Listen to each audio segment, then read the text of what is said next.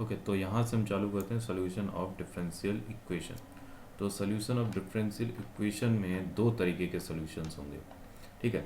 तो यहाँ पर क्या होगा, एक होगा होमोजेनियस और होगा एक नॉन होमोजेनियस, ठीक है। तो चलो डील करते हैं इसको भी। तो यहाँ पर हम सबसे पहले देख लेते हैं कि किस तरीके का हमको स्ट्रक्चर देखने को मिलेगा यहाँ पर। तो इस तरीके की हमें चीज़ देखने को मिलने वाली है यहाँ पर, ठीक।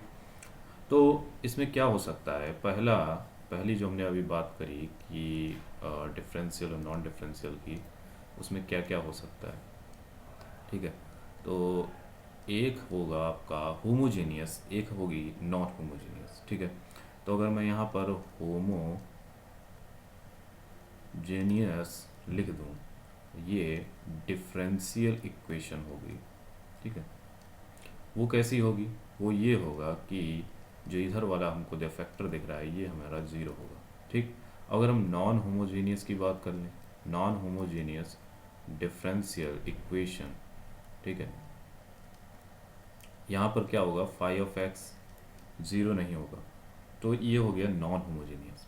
अब आपको थोड़ा सा इससे रिलेट भी करा दें कि ये हमको वैसे कैसा दिखता है अगर हम कंट्रोल सिस्टम या सिग्नल सिस्टम के रिस्पेक्ट में बात करें। तो अब देखो, कोई भी सॉल्यूशन में, जैसे हम बात करें कोई भी डिफरेंशियल इक्वेशन में दो तरीके के सॉल्यूशन मिलेंगे हमको, है ना। वो ये वाला होगा, एक तो ये होगा जिसमें हम लोग होमोजीनियस पार्ट देखने वाले हैं। होमोजीनियस पार्ट का मतलब यहाँ पर हम लोग देखेंगे सी एफ, है ना, और यहाँ पर हम लोग देखेंगे पी आई, ठीक है। तो C F and P I देखेंगे। तो सी एफ वाले में क्या होगा कि जब हम कोई इनपुट अप्लाई नहीं करते, मान लो ये सिस्टम है हमारा, ये जो सिस्टम है, ये हम कह रहे हैं ये सिस्टम है, अगर हम इसमें कोई इनपुट अप्लाई ना करें और हमको आउटपुट मिले, तो वो हमारा जो कंडीशन वो किस वजह से आएगा, वो हमारा आएगा जीरो इनपुट रिस्पॉन्स, ठीक है। तो जीरो इनपुट रिस्पॉन्स यहीं से आता है। तो इसको हम क्या बोलेंगे, जीरो इनपुट रिस्पॉन्स। क्यों, ड्यू टू इनिशियल कंडीशन, ठीक है। तो इनिशियल कंडीशन की वजह से हमारा रिस्पॉन्स जो आएगा वो जीरो इनपुट रिस्पॉन्स होगा। यहाँ पर भाई इनपुट ज़ीरो होगा, ठीक है, मैं लिख दे रहा हूँ, ये इनपुट हमारा ज़ीरो हो गया।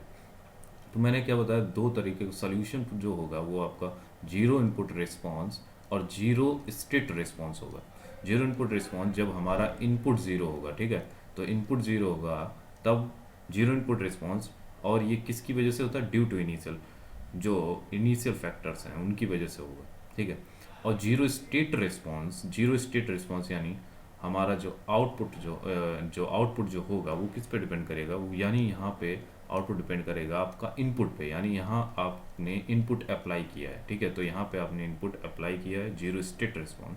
बट जीरो इनपुट रिस्पॉन्स में इनपुट ज़ीरो होगा, यानी इनपुट आपने अप्लाई नहीं किया। जैसे जैसे मैं एक यहाँ पे एग्जांपल भी दे देता हूँ। जैसे मान लो एक चार्ज कैपेसिटर, ठीक है, चार्ज कैपेसिटर, ठीक।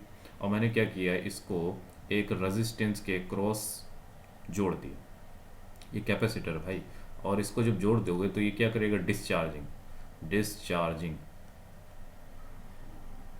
ठीक है। तो ये डिस्चार्जिंग करेगा।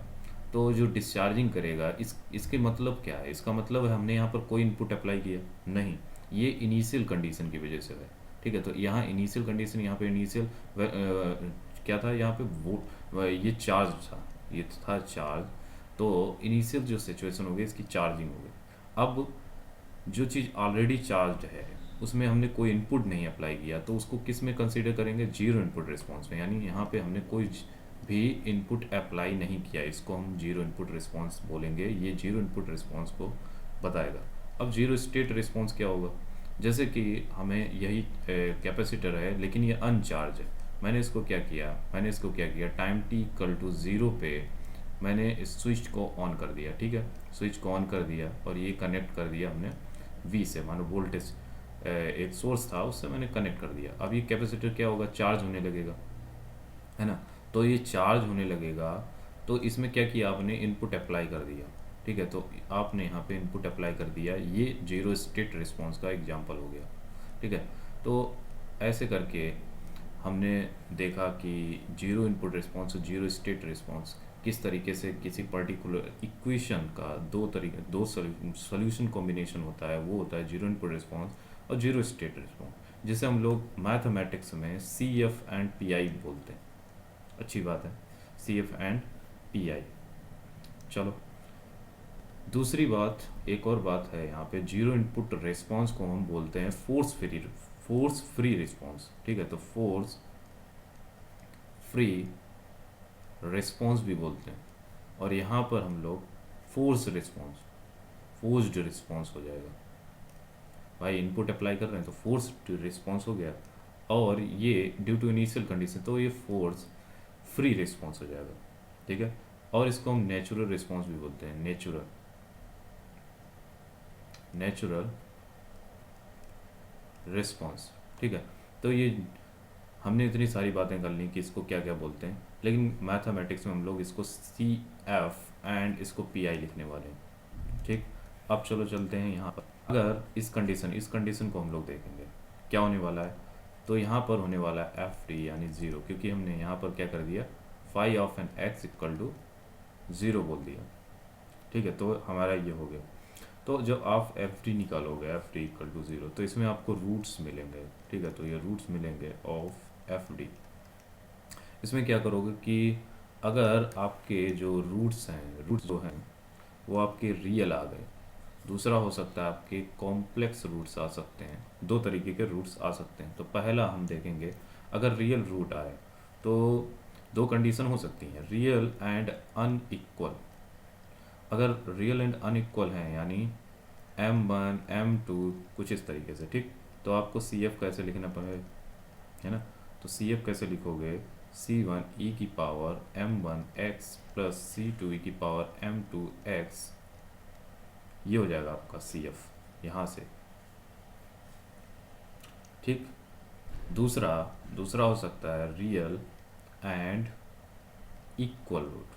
तो यहाँ पर क्या होगा, यानी m जो m है, जो हमारा जो हमने यहाँ पे रूट्स निकाले इसके, वो क्या हो गए, बराबर होंगे।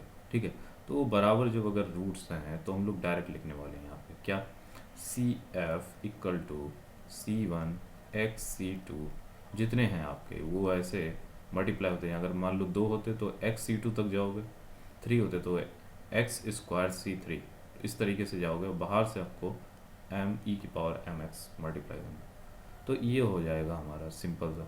और दूसरा है आपका कॉम्प्लेक्स हो सकता है, तो कॉम्प्लेक्स में क्या होगा, d equal to a plus minus I V, इस तरीके के आपको देख सकते हैं। तो इसमें कुछ नहीं है, e की पावर a x, a को बाहर ले लो, और c1,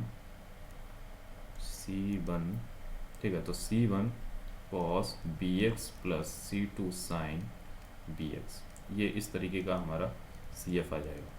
तो ये हमने देख लिया कि जब हम लोग ये एफ डी यानी फाई ऑफ एक्स जीरो करोगे तो हमारा जीरो इनपुट रिस्पॉन्स कैसे निकालना है, कैसे उसके रूट्स लेंगे। ठीक है, यहाँ से हम CF निकाल लिए। दूसरा हो सकता है कि इसका जहाँ phi of N X zero नहीं होगा, यानी F of N D Y equal to phi of N X, ये हो सकता है। ठीक है, तो अब यहाँ पर क्या करेंगे, यहाँ हमारे पास डिफरेंट तरीका यूज़ करना पड़ेगा। जैसे अगर आप लाप्लास पढ़ें तो लाप्लास में हम लोग डायरेक्ट लाप्लास ले लेंगे, तो उसमें दोनों आ जाएंगे, जीरो इनपुट रिस्पॉन्स और जीरो स्टेट रिस्पॉन्स दोनों आ जाते हैं, यानी सी एफ और पी आई दोनों आ जाते हैं, उसको हम लोग यूज कर सकते हैं। ठीक है, लेकिन हम लोग अगर मैथमेटिक्स यहाँ पर हम यूज़ करने वाले हैं तो यहाँ पे हमारे पास डिफरेंट केसेस बनेंगे, वो हम लोग देखेंगे कैसे इसके लिए हम डील करेंगे। जैसे अगर आपका फाई ऑफ एन एक्स जो है वो ई की पावर ए एक्स हो जाए, या sign A x cos A x, ठीक है, इस तरीके की चीज़ें हो, टेन ए एक्स हो, ठीक, और अगर एस की पावर एन हो, तो इन सब का ये सब अगर हैं हमारे फाई ऑफ एन एक्स, तो हम देखेंगे एक एक करके कि कैसे इनको हम सॉल्व करने वाले हैं।